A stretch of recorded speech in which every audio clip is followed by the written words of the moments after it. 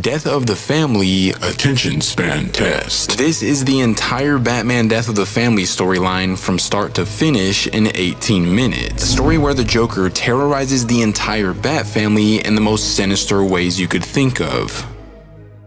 After Batman finished dealing with the Court of Owls, his life only got more chaotic than it already was. Because one day while Commissioner Gordon was working a shift, the entire police department's power went out for reasons they couldn't explain. And moments later, upon seeing a strange-looking man standing in a nearby doorway, his heart sank to his stomach because that man was none other than the Joker. So Gordon pulled out his flashlight, demanding the clown to reveal himself, but Joker not only refused to cooperate, but began walking all over the station while snapping the necks of every officer he could get his hands on. When Batman finally arrived, he was met with a traumatized Jim Gordon surrounded by piles and piles of dead officers. Knowing that they couldn't waste any time though, they made their way to the evidence locker to see if Joker snagged anything, discovering that the cutout of his face was nowhere to be found. After that, the story cuts over to the Batcave with Bruce trying to figure out what the clown's motives were. He'd been missing for a whole year, but he knew they couldn't underestimate him because whatever he was up to, it was bad. Moments later, they were contacted by Nightwing, Tim, and Barbara,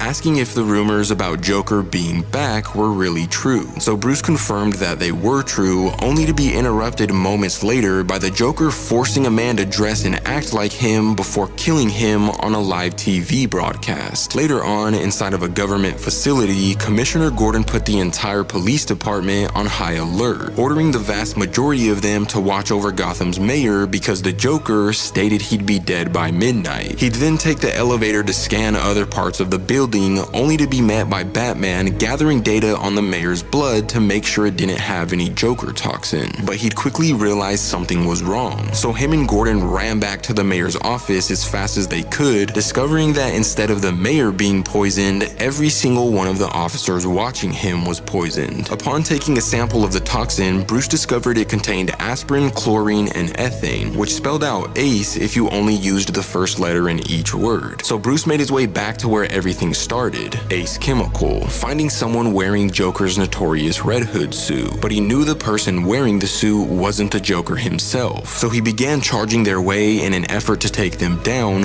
only to be knocked into a giant container just moments later. That's when Harley took off the helmet, revealing it was actually her, but she wasn't sure she could go through with what the Joker was trying to get her to do to Bruce and the rest of the Bat family. The story then switches over to Alfred monitoring different parts of the manor before heading off to bed. But unfortunately, he was met by something terrifying. None other than a hammer-swinging Joker who had literally stapled his face back onto his head. When Alfred was attacked by a hammer-swinging Joker, Batman was completely unaware because thanks to Harley Quinn, he was stuck inside of a giant mixing container that was being flooded with the exact same chemicals that reinvented the Joker. And even though she didn't want to, Harley completely ignored his cries for help as he demanded her to set him free. So in a last-ditch effort to stay alive as the chemicals rose to the top, burning through his armor, Bruce equipped a face mask so he was able to breathe and then utilized a mini propulsion device to blast through the top of the container. After that, he went straight to the Batcave, immediately knowing that something was wrong because when he tried calling out to Alfred was unresponsive. So he started looking in different areas within the cave and in the manor, discovering a little cassette tape inside of some Joker-themed gift wrap. Upon listening to the message, he was overwhelmed with pain and frustration. The Joker expressed he was borrowing Bruce's butler for some sort of big celebration he was planning. And even worse than that, he also claimed to have burned Alfred's eyes out using ammonia. Out of concerns for Jim Gordon's safety, he would then pay him a visit, telling him that he was going to take him to a secret bunker because apparently he was next on the Joker's list. But then out of nowhere, Jim started bleeding out from his entire body while losing his balance and ability to stand. To no surprise, the Joker was the one behind it, who used a combination of various chemicals and blood thinner to trigger the inception. But eventually Bruce got it under control using a coagulant and then put him into a hospital. Later on, while talking to Nightwing, Bruce told him that Alfred being gone right now was one of the hardest things he ever had to go through, but they couldn't tell tell the other Bat family members about him being gone because they'd act out of emotion and possibly get themselves killed. Despite the Joker having the upper hand right now though, Bruce knew where he was headed next. The bridge nearby the Gotham Reservoir, because he was trying to reenact his early atrocities, and that was one of the first places they ever fought face to face. Upon his arrival, the Joker was there waiting for him with a hand full of surprises. The first being that he had killed a large group of innocent civilians by poisoning the reservoir's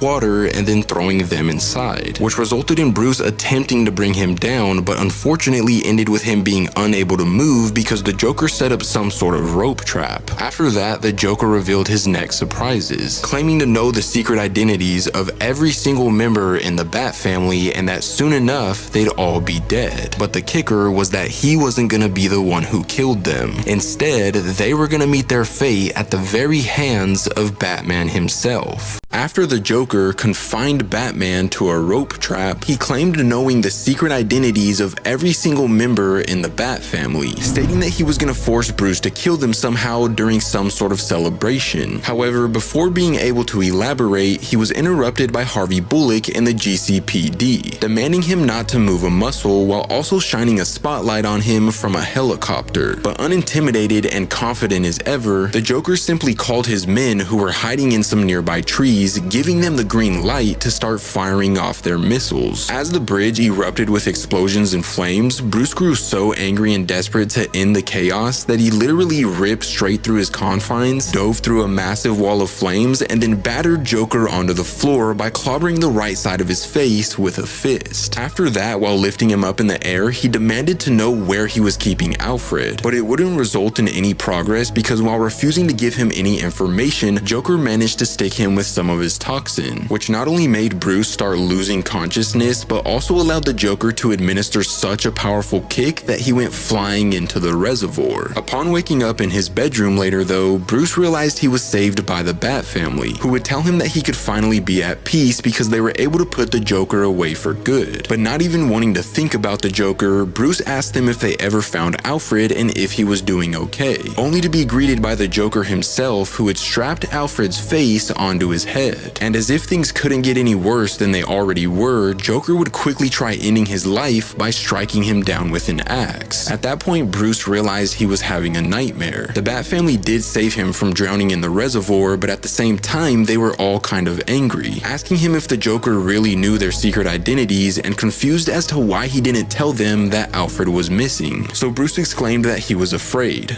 they'd give Joker the upper hand by letting their emotions get the best of them. But he was confident the Joker didn't know their secret identities and only took Alfred to help with the celebration he was planning because Alfred was regarded as the best butler in the business. After that, we see Bruce breaking into a house to talk to an Arkham employee who he figured out was actually working with the Joker. But the employee claimed it was against his will, that the Joker was threatening the families of every employee who worked at Arkham while simultaneously forcing them to turn Arkham into some sort of castle of nightmares that was dedicated to Batman. With this new information, Bruce immediately loaded into the Batmobile to figure out what was going on, and instead of calling for backup or informing the Bat family of where he was going to be, he was going into Arkham Asylum with nobody but himself. The Joker turned Arkham Asylum into a castle dedicated to Batman, and upon walking inside, Batman was met by guards dressed as him and Joker dancing inside of cages with electrically charged water. According to one of the guards, Joker had forced them to dance for days, and if they stopped, he was gonna kill them instantaneously. So Batman pressed an EMP button on his utility belt to shut off the power, but when that didn't work out, he was forced to think of something more clever, pulling out some mini absorbent gadgets and using them to soak up all the water. While making his way through the rest of the asylum though, he'd quickly realized that things were about to get a whole lot crazier, because after stepping inside of a dark hallway, he was greeted by a flaming horse that almost knocked him onto the ground, and upon dodging it, Joker commanded a massive group of Arkham inmates in Batman-themed armor to ignite their flaming swords and fill the room with Batman's blood. So Batman slammed a smoke bomb onto the ground and began taking them down one after another. But eventually he lost control of the fight because there was just way too many people clawing at him simultaneously. So in an effort to reposition himself, he pulled out his grappling gun, pulled himself up to the ceiling by hooking it onto a pipe, and then took out out a large group of the remaining inmates by flying down and tackling them to the ground. After that, the only inmate was one who was riding a horse, but he was charging right at Bruce in an effort to slice his head off. So Bruce literally punched the horse in the head with as much force as possible, causing the inmate to go flying off and allowing him to take the horse for himself to navigate the rest of the prison, which would turn out to be a pretty horrific experience because the Joker had a lot more in store for him, like a giant mural of some of Bruce's greatest tragedies painted on a wall of living bodies who were all chanting "Hail the Bat King." But even then, his tour of the castle was far from being over, because upon making his way up a set of spiral stairs, he was confronted by a bunch of different villains from his rogues gallery like Scarecrow, Clayface, and Mr. Freeze, who ended up turning his horse into a solid block of ice and then smashing it into tiny pieces. So Bruce quickly neutralized him with some sort of heating device, stole his freeze ray to render Clayface as a defenseless block of ice, and when Scarecrow tried sticking him with a giant cloud of fear toxin, he simply equipped a mouth guard and then forced Scarecrow to breathe in his own gas, which effectively knocked him unconscious. However, when he finally made it to the top to confront the Joker himself, he was met with something completely unexpected. Joker put together some sort of bat throne for him and invited even more of his rogues like Riddler, Penguin, and Two-Face. But what made it even more strange was a group of knockoff Justice League members that the Joker was about to sacrifice. The Joker wanted to kill a knockoff Justice League right in front of Batman, forcing them to grab a chainsaw that was rigged up to some live jumper cables one by one. And because the doorway into the room they were in was blocked off by a bunch of furniture, Batman was left with no other choice but to stand there and watch as the first victim stepped up to the plate to be electrocuted to death. And the Joker had no plans on slowing down after that, immediately calling for Wonder Woman to grab the chainsaw next. So Batman hurled his body at the door with everything he had, opening up just enough space for him to squeeze his way inside and then ruin Joker's death contraption by cutting through the jumper cables utilizing a batarang. At that point, Penguin, Riddler, and Two-Face were pissed because it seemed like Batman had the upper hand. But the Joker wasn't fazed in the slightest because it turns out he still had one more trick up his sleeve, turning on some nearby TV screens and revealing he was holding the entire Bat family hostage, and unless Bruce cooperated with him by sitting down in his Bat throne, he promised he'd live the rest of his life without ever finding out what he did to them. So Bruce shamefully put his head down while walking over to the throne in question, and immediately upon sitting on it, the Joker shocked him with so many volts he started foaming out of his mouth until going unconscious. Later on, when he finally came back to his senses, he woke up at a dining table somewhere in Gotham's cave system where Tim, Damian, Jason, Barbara, and Grayson were all confined to their chairs with bags placed over their heads. So he tried busting out of his chair to take Joker down and set his family free, but Joker warned him that that wasn't in his best interest, stressing that there were flints strapped to the bottom of his chair legs that would ignite a bunch of gasoline he put in the air if he tried breaking free. So if he so little as stood up and left the table, the entire Bat family would burn to death right in front of his very eyes. After that, it was time to take the bags off their heads, but Joker didn't want to do the honors himself, so he brought out none other than a fully Jokerized Alfred to do the honors for him. And immediately upon doing so, Alfred pulled a nearby rope down, revealing that each of their heads was wrapped in bandages covered in blood. But unfortunately, the nightmare wasn't over just yet. There was still one thing left to do to confirm the Joker did what they thought he did. So Alfred went around the table, picking all the covers up on everyone's plates, revealing that Joker had severed their faces the exact way that his was severed. After the Joker revealed that he snatched the Bat family's faces, he literally started making fun of Bruce the exact same way you guys do in my comment section, expressing that the slippery slope excuse was total BS and that if he really wanted to, he could just kill him and him alone. But because he wouldn't, it proved that Bruce loved him more than he loved the actual Bat family, so he was the reason they no longer had their faces anymore. Nevertheless, as we move forward, the Joker would end up pulling out a match, asking Bruce if he wanted to do the honors of lighting the Bat family on fire because it was time for the final celebration. Unwilling to let Joker's antics get inside of his head though, Bruce stayed completely silent until being ready to make his move, igniting the fire himself upon busting out of his chair, but then quickly using a gadget from his utility belt to collapse the ceiling above them so the water in Gotham's cave safe system could extinguish the flames. After that, the Joker was pissed and immediately fled the scene. But because Bruce was only concerned with the Bat family's well-being, he decided to address them first, removing the blood-soaked bandages that were wrapped around Damian's face and realizing all of them were perfectly fine. It was all just a sick and twisted joke. Moments later though, Nightwing expressed that the job wasn't finished, encouraging Bruce to pursue the Joker while him and the Bat family watched over Alfred. But soon enough, they realized that they underestimated the Joker's cleverness, because in the event that his plans were foiled, he left behind a smoke bomb filled with Joker toxin. And immediately upon being triggered, the Bat family completely turned against each other and started tearing one another apart. Meanwhile, in the midst of being hunted down, the clown managed to catch Bruce by surprise, popping out of one of the crevices and then attempting to strike him down utilizing an axe. But proving he was more than prepared, Batman would stop the blade before it could touch him and then batter Joker so hard that his face almost flew off. But upon being backed into a corner, Joker desperately tried escaping by squirting him with some acid and then trying to jump off of a waterfall. Nevertheless, Bruce's cowl was able to soak up all the damage, and before the clown could get away, Bruce grabbed him by the wrist, revealing that he actually knew his real name and the man he was before becoming the Joker. But before being able to utter it to him, the Joker electrocuted him in the mouth with a mini shocking ring, causing Bruce to lose his grip and resulting in Joker falling down into the waterfall as his face flew off of his head. And eventually, despite their blood being tainted, the Bat family was able to restrain themselves from further hurting one another as the effects of the toxin slowly wore off of their bodies. So eventually everything went back to normal, with Bruce beating up homeless people at midnight, but unless they ever saw Joker again,